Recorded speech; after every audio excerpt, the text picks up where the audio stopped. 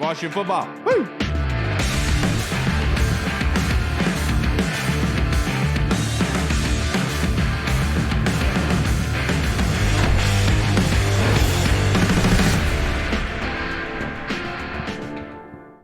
Hello, everybody, and welcome to the Burgundy Zone. I am your host, Kyle, and I'm joined by my co-host, Michael Reed. Hall, I hope, will be joining us here momentarily, but he is working late today, so maybe we'll see him, maybe not. But the Burgundy Maybe he'll Zone, be a free agent after this show. Who knows?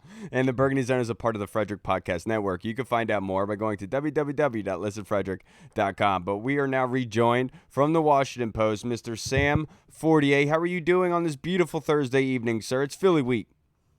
I'm doing all right. I think that I'm gonna get my phone to stay, hopefully, and I like the lighting I got going on here, where it's cutting down. Nope. Okay. Yeah, oh, no, I was about to say, don't let it fall and show the bodies you have in the back I'm seat. gonna hold out myself, so we're gonna be okay. Yeah, your Okay, phone is looking at you like, I don't want to look at that view. Yeah. But Sam, I got the big question. Obviously, this is the revenge game for Carson Wentz. We saw the tweets, the billboards of the Philly fans coming by the thousands here to get back at Carson, right? They said, Carson, we're coming for you. So my question for you, how big of a game is this for Carson? You know they're going to downplay it a lot, but what also are your expectations for Carson going into this game? Right now, Washington is top 5 in the league in passing yards, second in the league in passing yards. So what is your expectation? Yeah, Carson did kind of a good job, I think, yesterday, downplaying the significance of this game. Yeah, obviously it's going to be emotional, but a lot of the people I think that made that time there aren't there anymore. Like the number one being Doug Peterson, who's obviously in Jacksonville now. I think that was the main relationship that was fractured, and he was so upset by. Obviously, he probably doesn't have a great relationship with Howie Roseman, who decided to draft Jalen Hurts even after giving Carson that big contract. But to me, it's going to be a lot more significant than he'll let on. I can't imagine. So Scott Turner kind of hinted at it today, saying, I've had games where I've played against teams that I've been with, and it's a lot for me. I can't imagine being a player. And then if you say, okay, you were the quarterback, you were the face of the franchise, you got them to the doorstep of a Super Bowl one year, and obviously you didn't finish it off. But I think it's going to be a lot going on for Carson. Does that channel him into being like the best version of himself, the worst version of himself? I don't know, but it's certainly going to be a supercharged game. And I think that, kind of to your point about what are we going to see, I think you're going to see Washington throw quite a bit. Yeah, I mean, I would imagine so. I think that's just got to be their MO from now on. They have too much talent not to. But flipping to the other side of the ball, of course, the guy who ended up replacing Carson Wentz, Jalen Hurts, he's been playing fantastic, of course, through the first 2 games of the season. What are the keys to stopping him? And can this banged up D-line and these linebackers that are getting a bunch of heat right now, do you think that they can contain him? Well, so this is a really interesting point to me because Kelvin Shepard, the Lions linebackers coach, like the week before they played Jalen Hurts, he sort of went on a tangent about how he doesn't believe in spies. Like he was telling like Detroit local media, like he thinks like spying a quarterback is wasting a defender. And obviously, he's definitely not Russian then. You know what I'm saying? Yeah. They use spies for everything.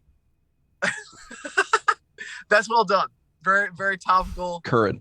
Yeah, but so to me, it's interesting because if you were going to spy somebody, maybe you do Jamin or Cam. But last year, I thought after they got burned by the tight ends in that first game, when they used Cam Curl more on Goddard in the second game, I thought that was a much better job. Obviously, that first game they were hit by COVID, but when you had Cam Curl and you were able to, use him to take out the matchup problem a little more, that is where I thought their defense was at their best. I will say Jalen Hurts gets better every year. Derek Klassen of Football Outsiders, who I think does a great job, describes it as like when he started at Alabama, you were like, oh, okay, there are a lot of concerns and questions about this guy, but he's gotten like 5% better every year where you see something you didn't see last time. And I think the Eagles OC, it does a really good job putting him in good positions to succeed. So how is this defense going to do it? I would imagine that it's difficult, right? Because like Washington is playing more match zone, less soft zone than they did last year, at least so far.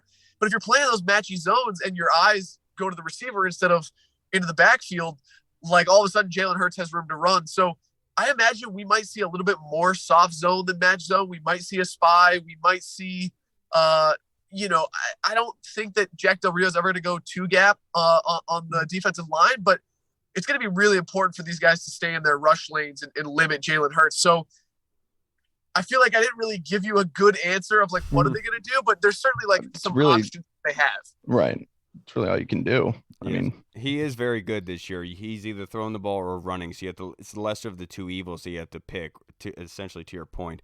But there's been some moves this week, Sam. I want to get your opinion and also piggybacking off of that, an update on the injury report. But they signed John Ridgway, the defensive lineman from the Cowboys, off their practice squad, who was a 5th-round pick in this year's draft. Then also Nick Martin, the brother of a Dallas Cowboys right guard. If you can, give us an update. Like, do you think those guys are going to have significant snaps here relatively soon? And then kind of give us an overall update on the injuries.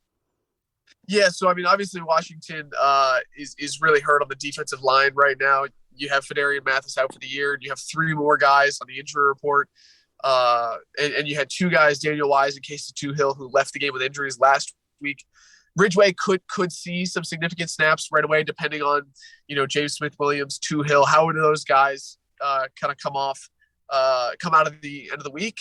With Nick Martin, I think you're going to not see him probably this week. And if you do, it'll be because Wes Schweitzer, I think that one of those interior linemen, whether it be Trey Turner, Andrew Norwell, or Wes Schweitzer, would have to get hurt to see Nick Martin right away. Wes Schweitzer, I think, has played center before. They like him there. Scott Turner really endorsed him today. Nick Martin is just sort of a veteran backup, I think, because you would not want John Toth to be your guy going into a game like Keith Ismail was at the end of last year. Just, not a lot of experience there. Nothing against those guys. Yeah, absolutely. And then the other aspect of it is the fact that they have Jordan Davis and Fletcher Cox up there as well. So that's going to be a thorn in your backside. But Wes Schweitzer was the starting center all throughout training camp, so that would make sense. Yeah. Yeah, absolutely. I think that, for a guy like Wes Schweitzer, who I like a lot, always enjoyed talking to him in the locker room. But to me, the question is, Chase Roulier is really smart. And he has always been, a guy that can get up to the line and set the protections and figure out, how to set different things and suss out what the defense is trying to do. Wes Schweitzer is mostly been a guard in his NFL career. And does this put more on Carson Wentz's plate in terms of diagnosing defenses and trying to adjust everyone? How does this ultimately, impact their ability to protect? Right. Yeah. And so the big news, of course, big news. I wouldn't even call it news. I'd just say the recent trend that Twitter is complaining about right now has been the Jamin Davis situation. How do you see Jamin Davis? What kind of role do you think he's going to take on this game? I mean, you mentioned a spy. Somebody's got to spy Jalen Hurts. Jamin Davis is supremely athletic. Do you think he would be that guy, or is he going to get on the field much? Are we going to see more David Mayo, or, ew? How do we feel about that? Jamin, if they do spy Jalen, could be a candidate for that for sure. I think that you're gonna see him defend if they don't use Cam on Goddard. You could see Jamin against him. But I one of my biggest questions is, are they going to do the sort of linebacker shift that they did last week with David Mayo, where it's like, okay, it's 2nd and 10, pass probably, let's go Jamin. Okay, 3rd and 2, probably let's go David Mayo because it's a run. And I think what you're going to run into is sort of what the Lions did last week, where Detroit got in that like 13 personnel, we're going to run it down your throat formation on 3rd and 2. It was on the last drive, and they just motioned, they shifted out of it. So then I think they went empty.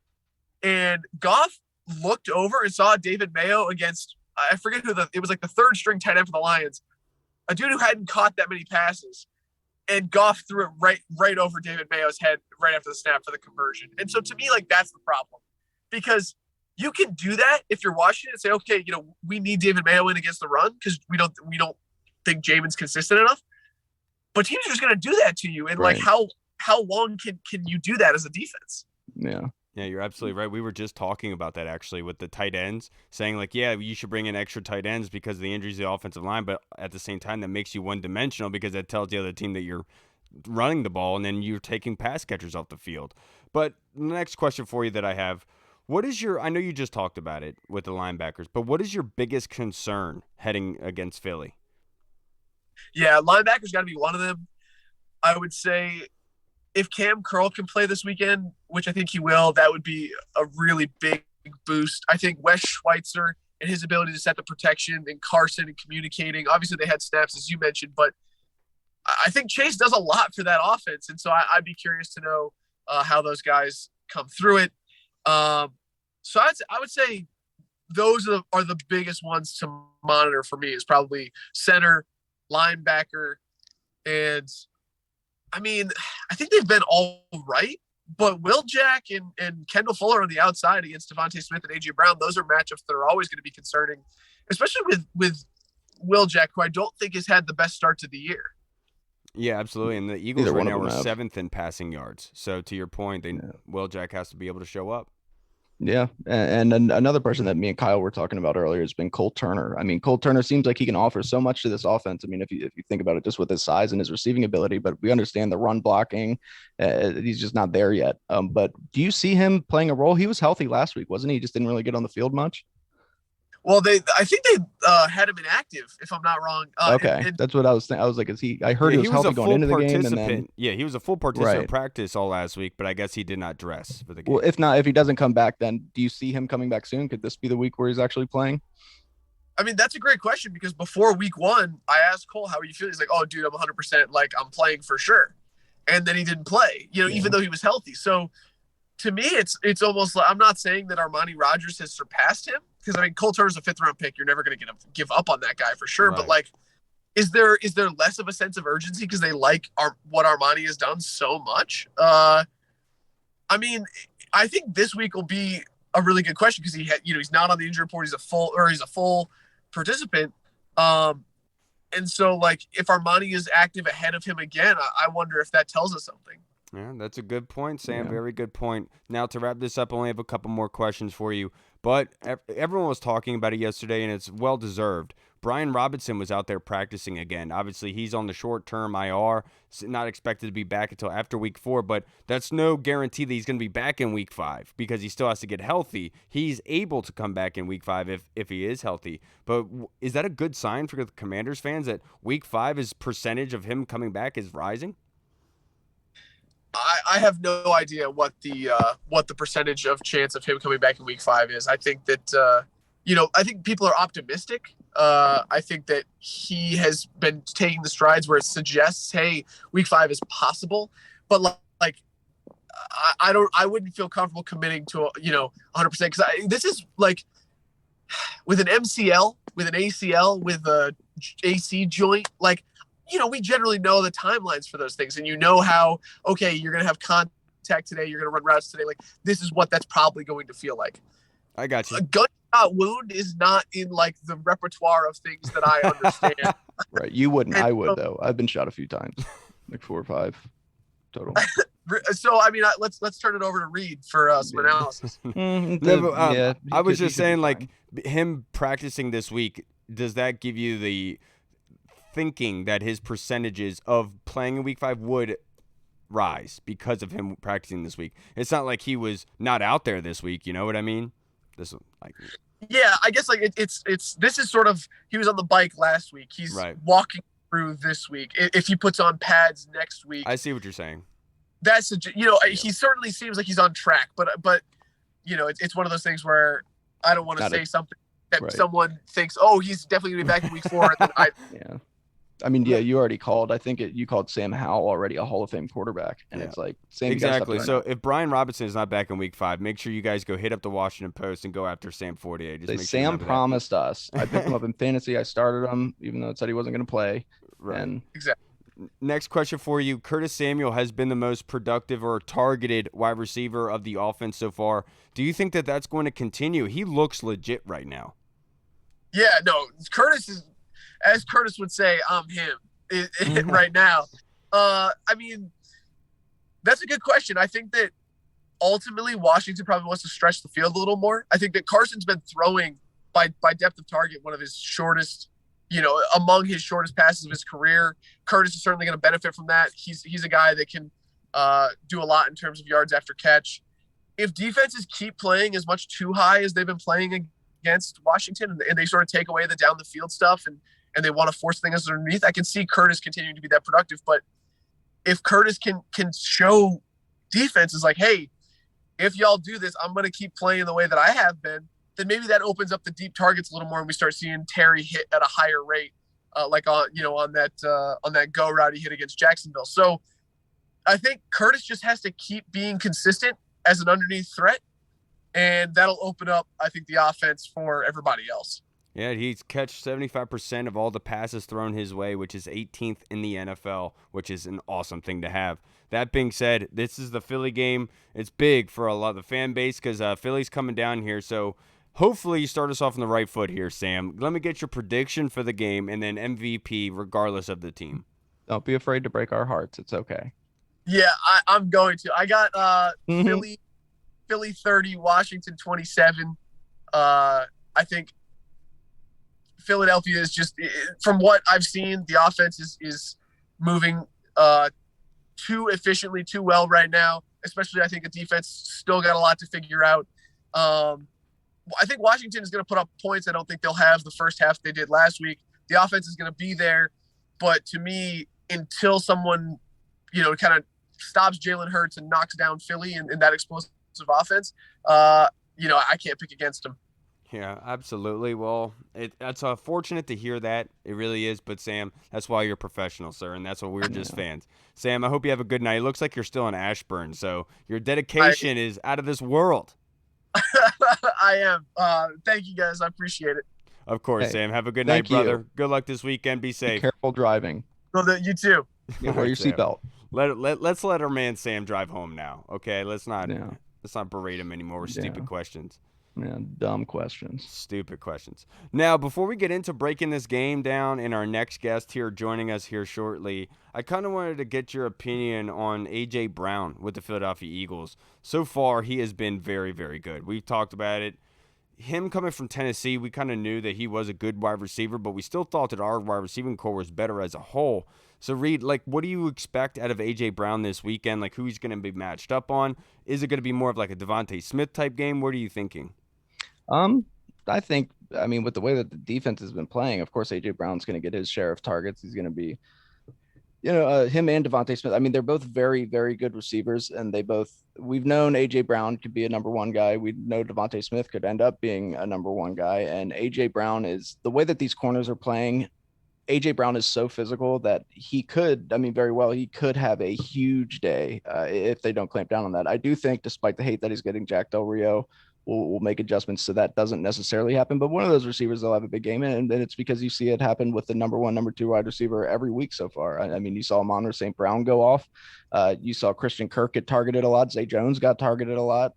So I think, unfortunately, those guys will have their games. But at the same time, that happens. You can still win the game. That happens. Every wide receiver that's good, they'll go out there, they'll get their targets, they'll get their share. And I still think that our top three is better than their top three, just overall. It is what it is, but their top two is very good. I won't take that against them. I think you would rank their top two wide receivers over our top two. But I still think Terry's the best wide receiver out of that in this division. So, that's a good way to put it. Yeah, A.J. Brown is 13th in targets in the NFL right now.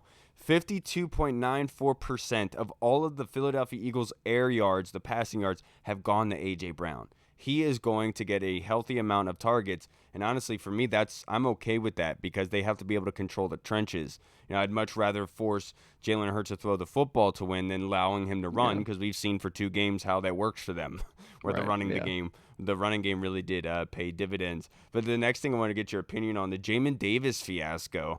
A lot of people have had opinions about it, saying that this isn't right for the coaching staff because there's other players on that team on defense. Let's say Cole Holcomb are not playing as well, but they're not getting called out in the media. So I wanted to get your opinion on it because Jamin Davis just talked today in the locker room, and that IG post that we talked about on Monday, he said, I thought it was a joke. People took it the wrong way, and so I deleted it. And me and Jack were actually laughing about it. I wanted to get your opinion on Jamin. That's what I think. I don't think Jamin Davis is necessarily the type of dude who's going to go out there and start calling out his coaching staff. I think a lot of that was mainly just to the fans. And it was a funny scene in Django too. The criticize, because the KKK member was talking about how his wife made the patches and they were all messed up, the eye holes, and nobody could see out of them. So, it was a joke. And I get that. And honestly, I kind of like that he kind of had a sense of humor about it. Because that's all people do. That's all fans do. To be honest, Twitter's a cesspool. It's social media is in general. But I think Jamin he's a young kid. He's still he hasn't performed up to any of our expectations so far, and that's okay. He still has time, and he can still be good. I think it's good to hear that him and Jack Del Rio were both. They didn't take offense to it. They were just kind of like, all right, guys, calm down. Then he deleted it and made it clear that, hey, you guys took it out of context. And I think that people were kind of hard on him anyway. I think when he was talking about criticizing, he was talking to the fans about more the so team. than anything about the team, the defense, his play, and how they played. about exactly their team as a whole.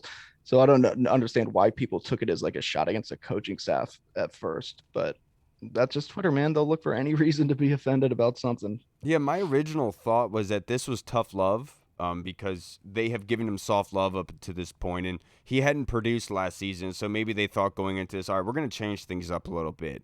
And they were hard on him last week, and he had a good game. And so people were still weirded out that Ron Rivera brought up that he had a bad game. And then a couple days later, Ron Rivera backtracks, says, you know what, Jamin did have a good game. So what I'm thinking there is that they got production. Because I don't think there's any mistake.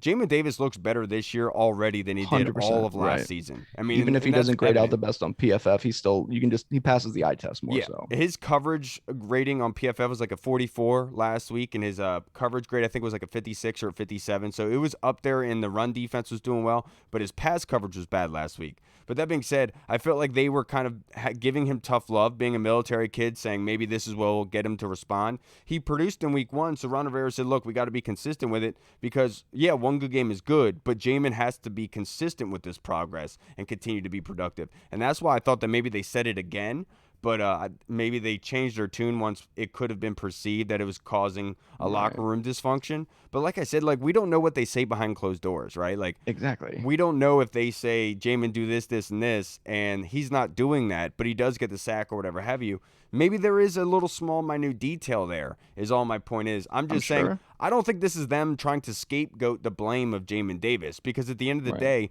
them criticizing Jamin is just making themselves look bad because they're the ones that drafted him. So that's why I'm like, they can, if anyone can criticize Jamin, it's them, because they're the ones whose name is attached to it. You know what I mean? Yeah, 100%. And also back to like the why people like Cole, who hasn't been playing as well. I mean, yeah, he's gotten a good amount of tackles, but he's been out of position a bunch too. And first of all, I'll just start off by saying no football player does every single thing perfectly every single time. That's just not realistic. This is humans. This isn't a video game. But the reason that Jamin gets more heat than him is because Jamin has such high expectations because he was that first round pick and because he didn't perform last year. And all we heard all offseason was how well he was playing and that he's going to be a solid linebacker. And I still think he will be. I still think that it's just going to take time and experience, but it's a little bit unwarranted. And I think people really taking that out of context it was stupid. People do that all the time. Dude, you know how many times I heard that they went and drafted a linebacker. They didn't trade up for Justin Fields. They weren't aggressive in going to get one of the quarterbacks or somebody. You know how many times I heard that? I just thought it was crazy. I put this on Twitter the other day. Thought it was crazy that Ron Rivera talking crap about Jamin is what got the fan base to get behind Jamin and give him support. Like, it's crazy that had to happen for the fan base to give support.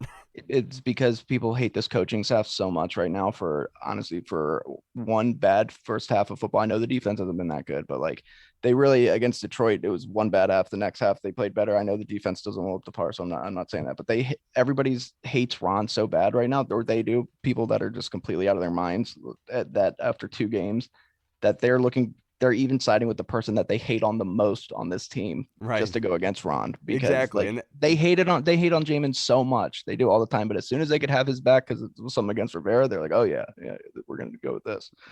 Go defend Vladimir Putin, guys. You know what I'm saying? Yeah, and that's why I just thought it was very, very funny because, I've been an avid defender of Jamin, but I also understand from the coaching staff's perspective in not wanting to admit a mistake. I talked about this to Wole using a reference from Band of Brothers where there is a captain who was like rumored to have murdered and massacred a bunch of Nazi prisoners while they dug holes on D-Day. And so this was always rumored. And so the captain never talked about it. So one day one of his under guys, one of his privates comes up to him and goes, what's up with that? Like, did you really do that? And the captain responds to him and says, people always have rumors, speculation. They're always going to do that. So the private asked him, well, why didn't you say anything? Like, why didn't you shoot it down or anything? And his response was, sometimes, like, maybe the captain thought that it was better if his men thought that he was a psycho and was willing to do the craziness and he was a complete badass, better than it was to correct them. And that's what I mean with Ron Rivera, whereas like he's not going to admit that they made a mistake with Jamin. They're going to stay strong with it because they have to save that face on a leader of men. You have to. As soon as you show weakness, it's going to be pressed on. So by showing that strength, regardless if it's right or wrong, as leader of men, it proves productive. Yeah, no, 100%. And again, I'll just say, as I said it last or on Monday, but it's just crazy to me what 1 week of football can do, man. It's seriously nuts. Like after the Jaguars game, of course, there were some people talking about the defense, but primarily people were pretty happy. And they're like, we're going to go into Detroit, we're going to win. Then one bad, terrible, I'll admit, worst football I've ever seen. Half of football happens, and it's the sky is falling. Everybody needs to go. Everybody needs to be fired, and it's just ridiculous. So one person I can see why people will criticize Jack Del Rio with the way the defense is playing, even Rivera to an extent with the things that we didn't do in the offseason and the way that the team is playing, because ultimately that has to fall on somebody. But Scott Turner had a terrible half against Detroit, came back, almost had us win that game, and he did a fantastic job against Jacksonville. Scott Turner's been doing a fantastic job, I think, so far with this offense. If the defense can catch up like they did last year, or midseason or so, or even a little before, they catch fire, they start doing their job, they start stopping some people, and they don't even have to catch fire to be a top 15 defense. This team's going to be good with the offense playing the way it is. So everybody just relax. It's 2 weeks of football. We're 1-1. Calm. Yeah, I can understand from the fan base's perspective and being impatient because 30 years of ineptitude, being told that this is the right direction. Mm-hmm.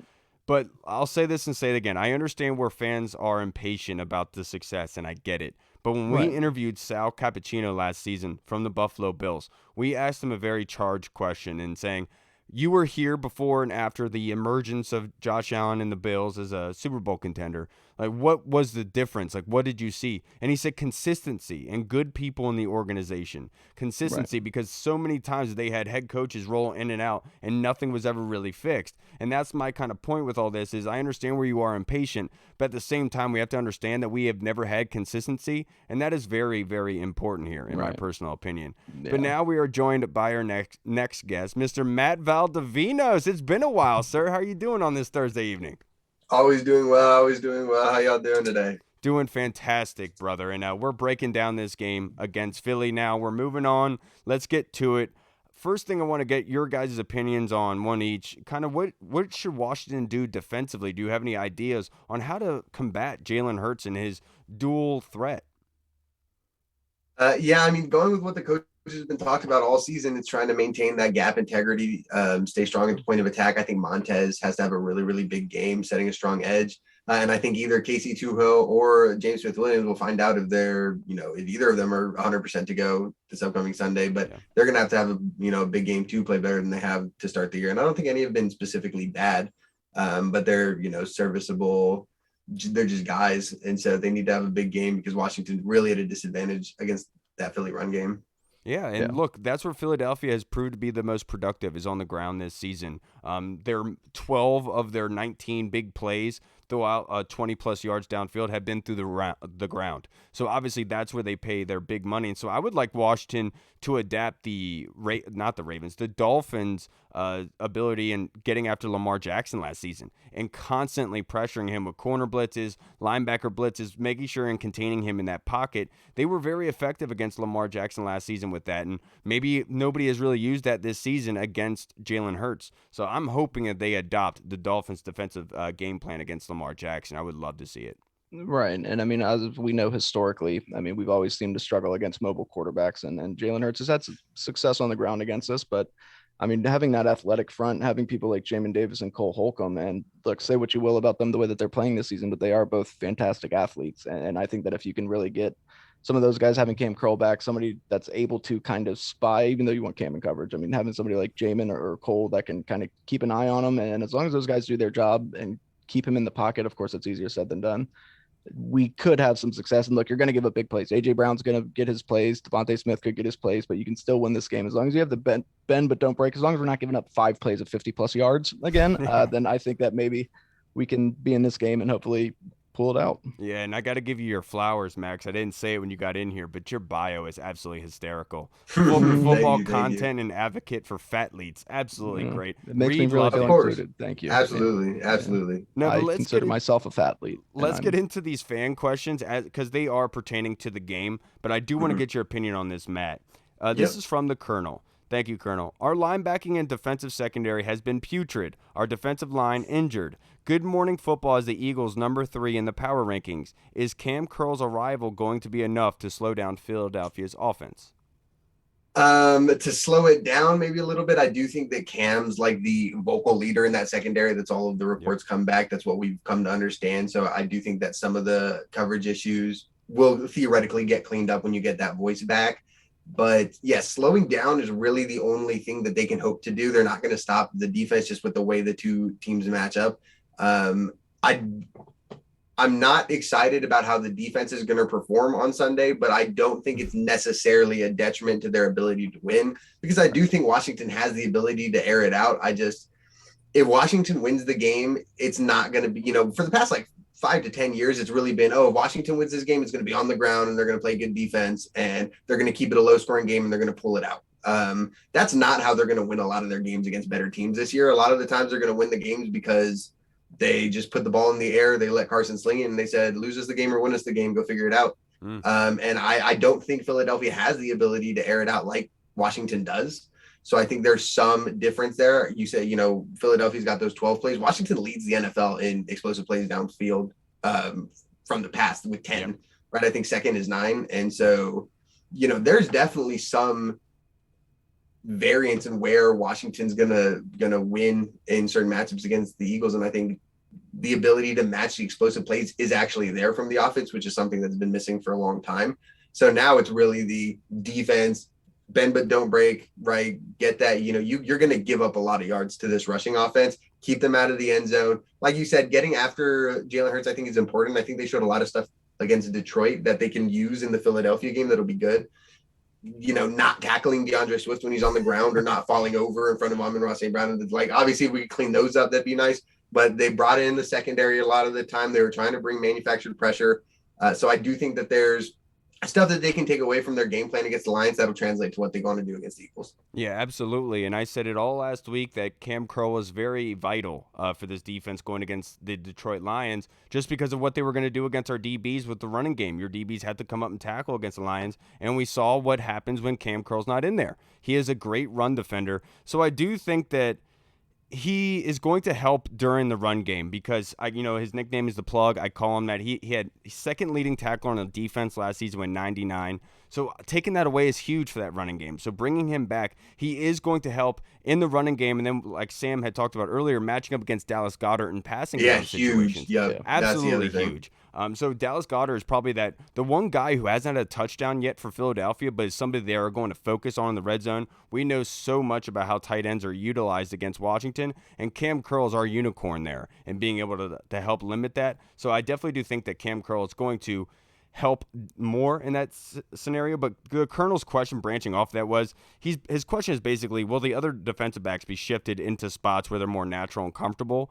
And with that being said, I think Cam Curl at strong safety, Derek Forrest at free safety, and then moving Bobby McCain down to that slot nickel corner. And then you can adjust things by moving Cam Curl down to the linebacker, Derek Forrest over to strong, and then McCain at free. So I do think that Cam Curl coming completes this defense, and they can finally do things that they really want to do, like playing Benjamin St. Juste on the outside in rotation.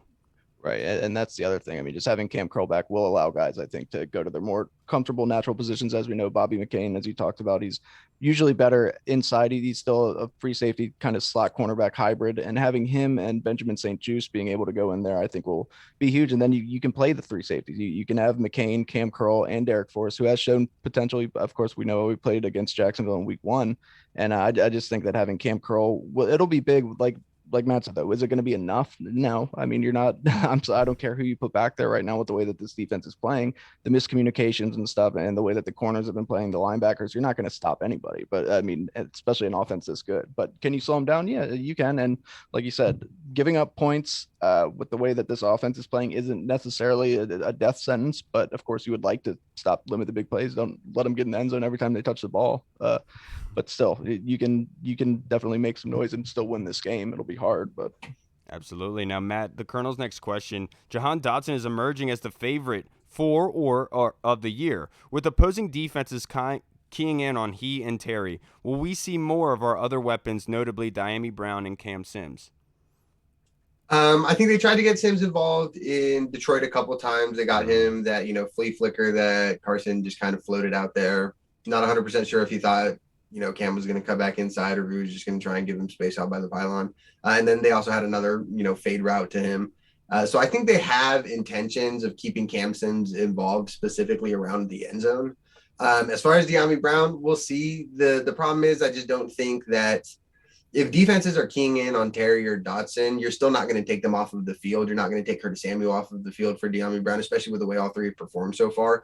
It's just hard for me. Like, defenses can't key in on all three of them, and there's no point to take any of them off the field. So I just don't see. I think it's good that ideally, to be honest, I think the best case scenario for the team is that the offense continues to run through that trio.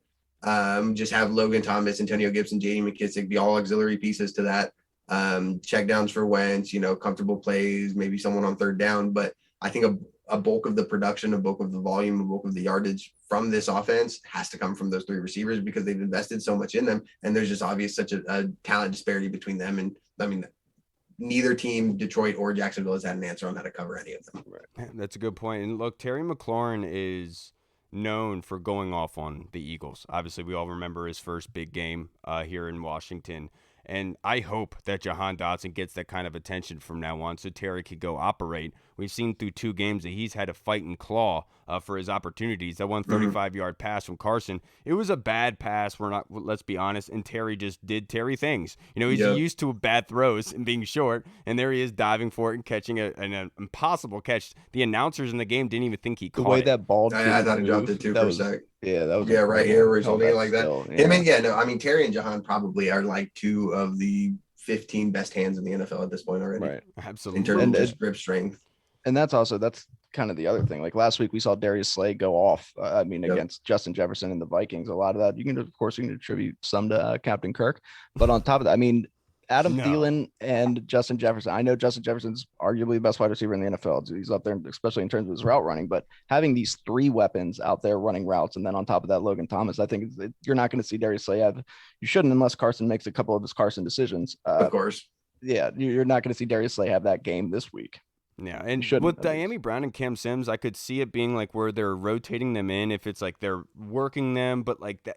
Dyami's like a deep field kind of threat. And so by the time that you would be in position where those guys are gassed would be on the other side of the field. And that's where Dyami isn't, as good. Yeah, absolutely. So I think, you'll probably see Cam a little bit more just because of what he could offer in the red zone with his size and stuff. And so far, that's something they just don't have. Exactly. And so far, his run blocking, they favor him over Dyami, but Dyami can't block to save his life. Exactly. Yeah. And so that's why I think Cam Sims probably gets more snaps as he's more utilized 100%. In that breath. Yeah. And Dax Milne is still the returner, so he's going to get, game day. Dyami's lucky to be active.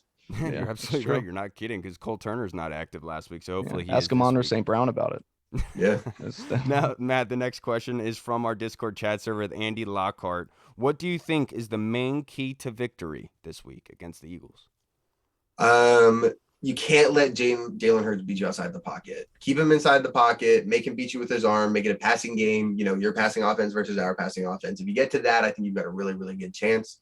I think they've done that too to Jalen for a lot. I think, even going back to last year, the one game we played was Garrett Gilbert, right? That doesn't count. And then the other game, Taylor Heineke just did not have a strong second half, and Jalen Hurts was able to kind of miraculously in the same DeAndre Swift, Amon-Ra St. Brown kind of just trip his way into the end zone for a big touchdown.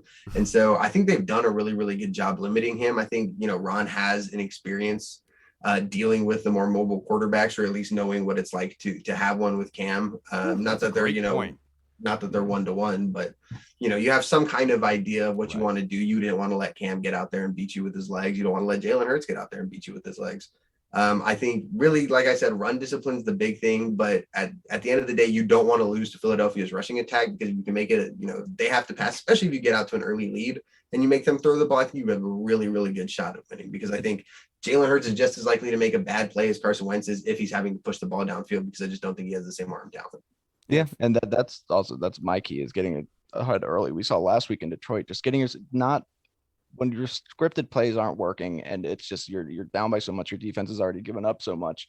It's you dig yourself in a hole. And yes, they had a chance to come back. I mean, of course, if a couple of different decisions were made or if a couple of different things went our way, we could have been right there in that game. But if you don't want to get in that hole early, especially against Philly, a team that can also ground it out just like Detroit can, and they can air it out as well. I mean, so you got to get started early. You can't just, if we get dominated in the first half again and then come out second half play well, we already lost. Like, and you saw Monday night, they'll run away with it. Exactly. They're not scared to put that foot on the pedal and just keep racking it up. And like that's the thing, is that they showed like kind of like the anaconda, the snake kind of way of killing somebody in that second half by just literally bleeding the clock out with a running game. But my biggest key to victory is no turnovers, because you want to force them to have to beat you. You know, with the fans coming and everything, you don't want to give them extra gas to use against Carson, to get hyped up about. And the turnovers, they're going to destroy you against this offense. You cannot make it easy on them. Make it as difficult as possible and force them to beat you. They cannot beat themselves. So turnovers. And then obviously vice versa, the defense has to be able to capitalize. So far, only one turnover with the Derek Forrest interception in the game with Jacksonville. But obviously that could even be poo-pooed on. So you got to be able to force some turnovers, man, and cause some chaos. I think that's probably my biggest key to victory on Sunday. Good thing is, as good as Philly is, I mean, unless it was like last year where we faced Dallas, where we hit COVID and injuries and we were on our fifth string center and we were just, I mean, Philly is a divisional game. We play them tough. They're a rival. Philly shouldn't be putting up 50 points on us, and we put up 7, 20. Ideally. Right. It shouldn't. So, I mean, we do tend to play them well, but at the same time, this Philly team, like I said, if they can get out early, Philly can do a lot of damage. I mean, they got a lot of physical players up front on defense. They got a physical as hell receiver.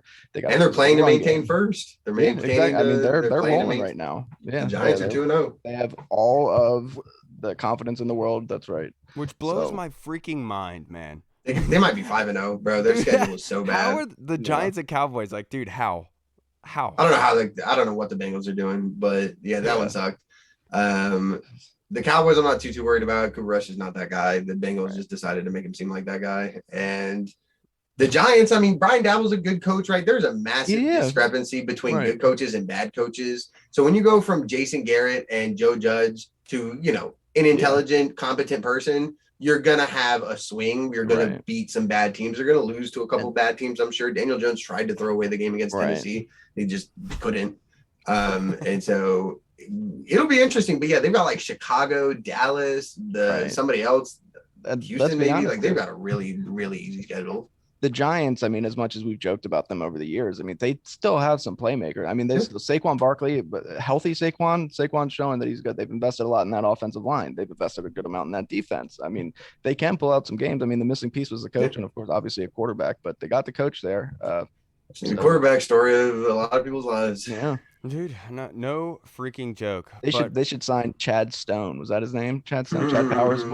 Chad Powers. Eli Manning at Penn State. The ugliest 22-year-old in the world. Jesus Christ. Matt, I want to get your do you live in Philly? Not to be weird. I live just right outside of Philly. Okay, so you're around. What's your address? No, but my let the Discord dox me.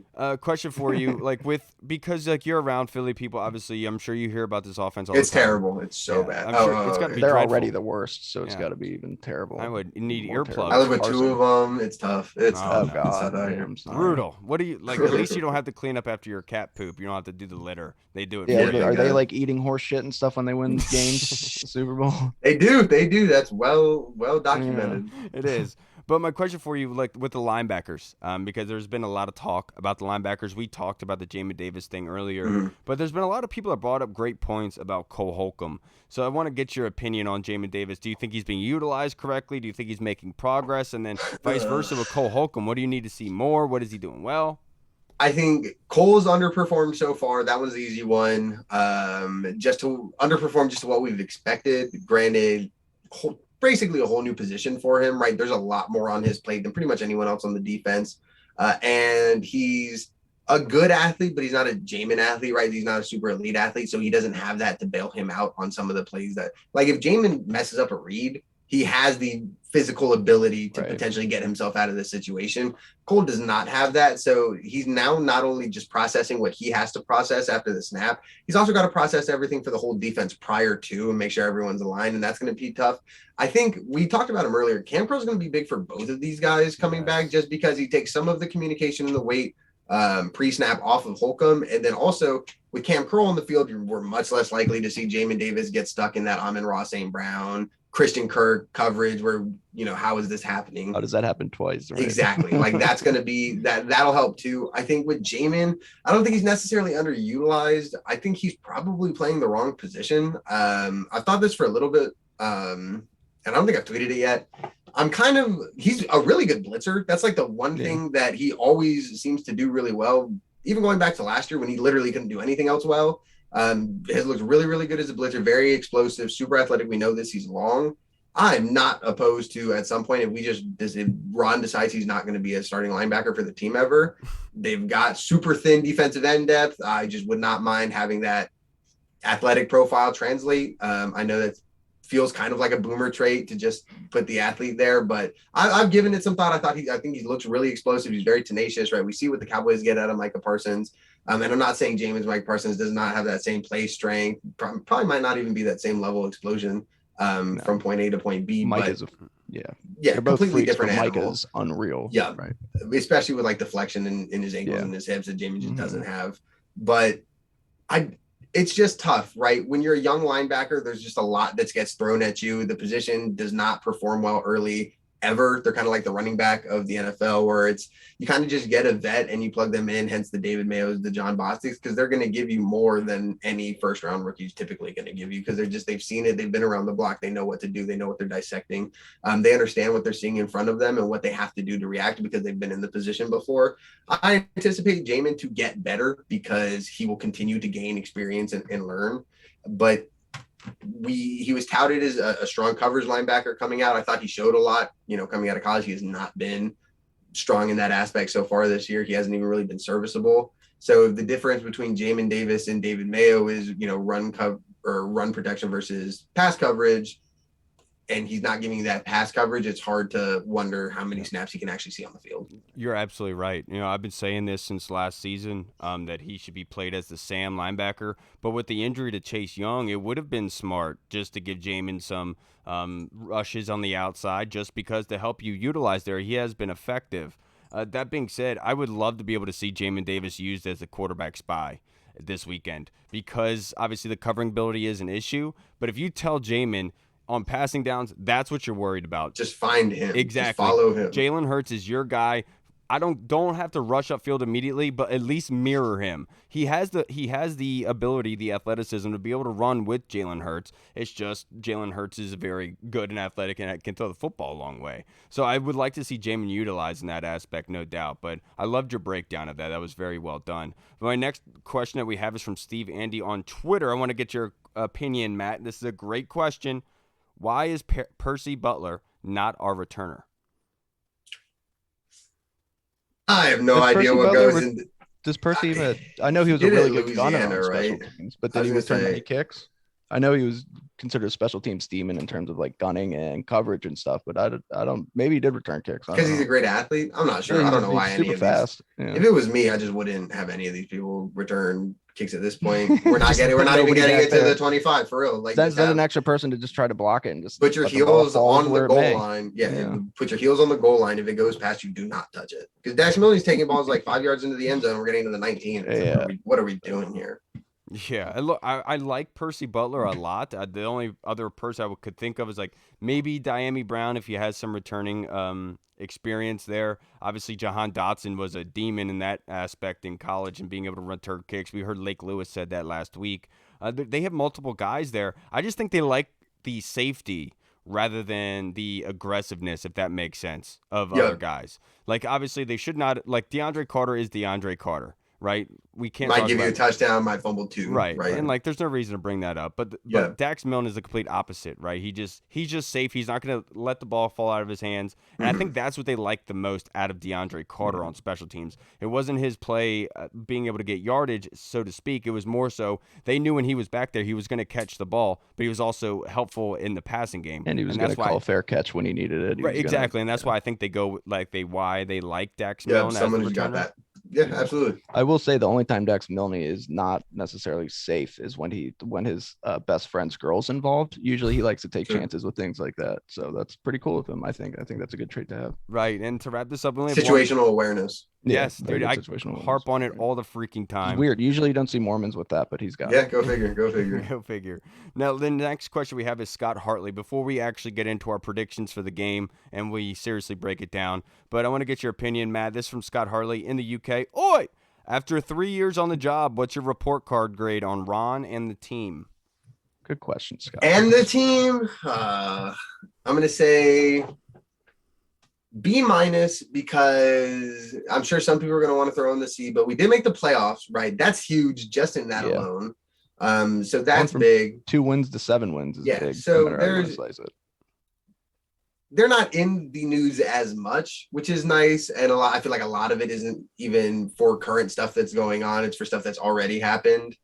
So I'm going to say B- just because I think some of the draft picks have been pretty terrible and the development of younger players hasn't been amazing, but I think they're a better team going into each game than they were prior to Ron getting here. I think they're more prepared for each game. I think Ron is just a better coach than Jay Gruden. I think that's kind of evident.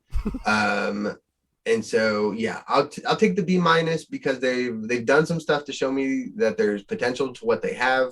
But last year was a little underwhelming. I understand the defensive variance. I understand there were some injury problems and a really, really tough schedule. You have to bounce back this year. If you're sub 500, that B- probably drops to like a C at best. Yeah, I like that. I'm going with a B, just slightly above you. The reason why I say that is that 2020 season, everyone likes to talk about the opponents that we faced and how bad the teams were. The whole NFC East was kind of down. We started 4 different quarterbacks. How is that never attributed? Given credit for. You know what I mean? They still won 7 games that got to the playoffs, but the rest of everyone else was bad. But they weren't a great team either, but they still did it. So they played Tom Brady better than anyone else. Exactly. And that's my whole point is like it all gets kind of over time it gets confused and manipulated and stuff like that.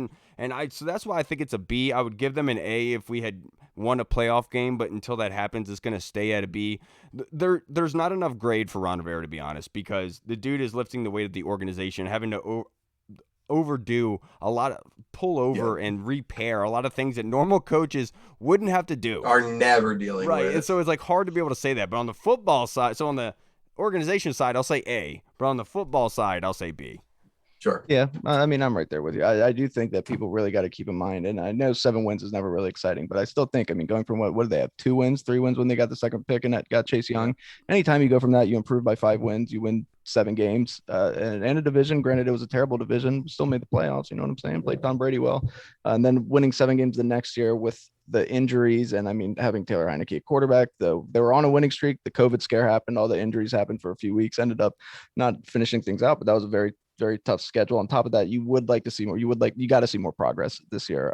And I know it's only been 2 games, but I'm going to go with the B as well. Off the field, like you said, the only stuff that's really coming out is stuff that's from the past and that they're going to be dealing with for a little bit until this gets solved. So, I mean, that is what it is, but I think they've done a fantastic job of kind of changing the culture by all reports. I mean, staff's happy so far. I mean, people that work within the organization that aren't necessarily doing too much with football seem happy. There's not, as far as we know of, any sexual assault essay, as they call it on the internet, going on. So I think that should be good. But yeah, so I'll give them an A off the field, B on the field. And if they make if they make a wild card, they win, let's say 9 games. If that ends up happening, if this defense catches up and they win 9-10 games, then that's going to change because they're on the right track. If that's the case.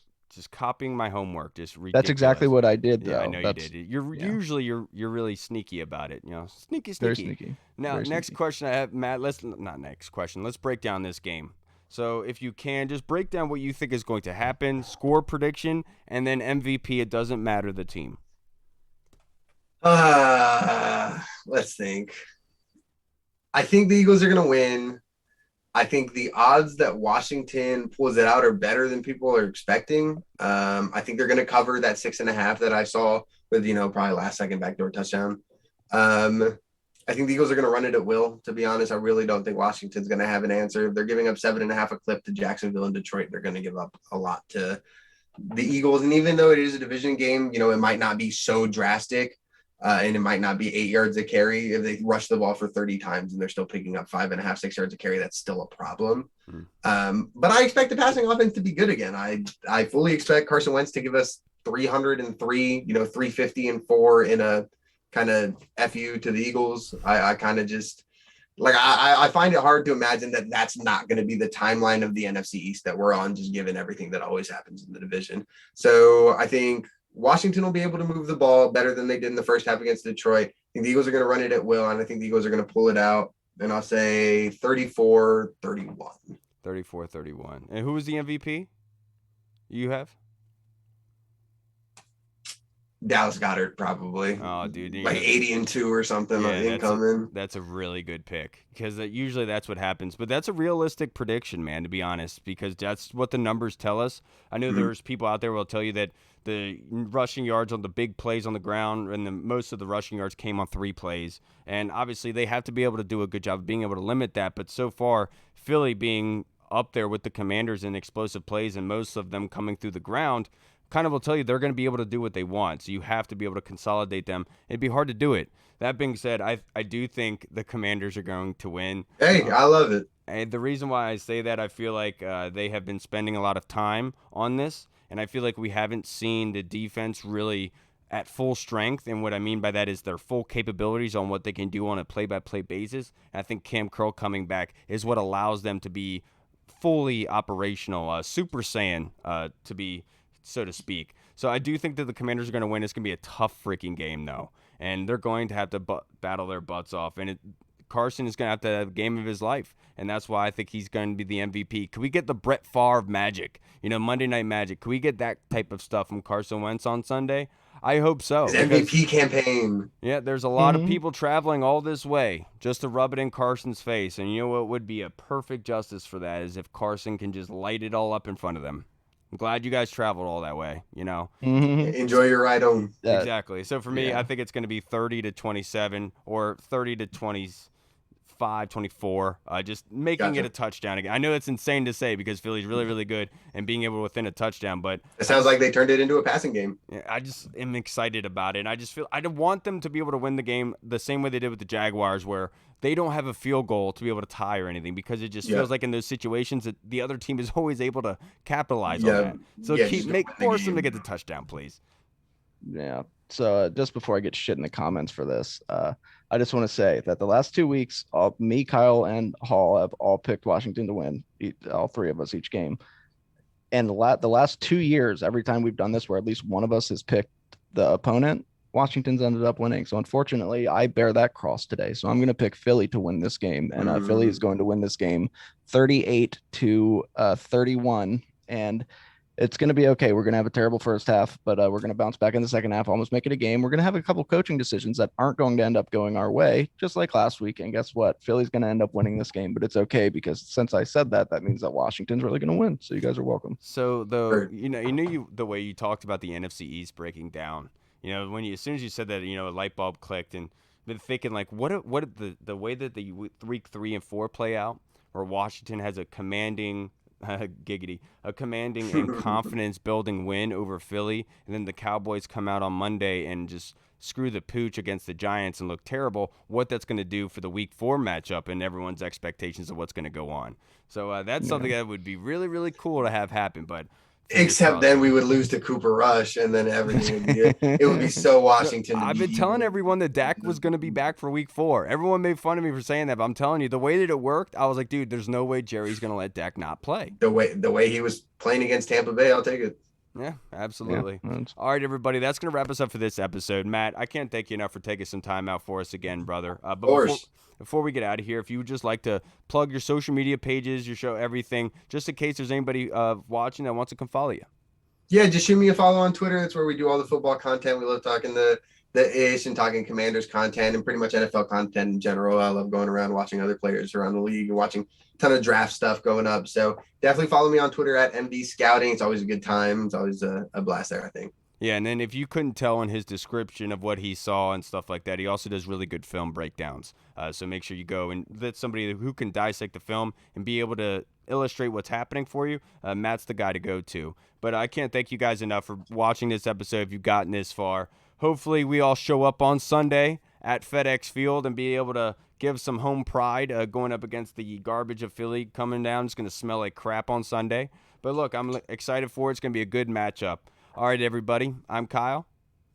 I'm a deeply closeted straight man. And we will see you guys on Monday. Be safe, everybody. Don't do anything stupid and have fun. All right, everybody. Washington football. Woo! Hey, what's up, everybody? It's Kyle. I just wanted to say thank you so much for watching. And if you liked what you saw, make sure you hit the subscribe button and the notification bell. That way you get notified when anything new is uploaded to the channel. Also, we just launched theburgundyzone.com. You can go there and find all of our latest news, articles, and the latest episodes that are uploaded. Again, we also have the Discord chat server, where all of our VIP folks are in, like Andy Burrows, Scott Hartley, Sergio Martin is in there as well. Don't miss out on the Discord chat server. Go and check that out. Until next time, everybody, Washington football. Woo!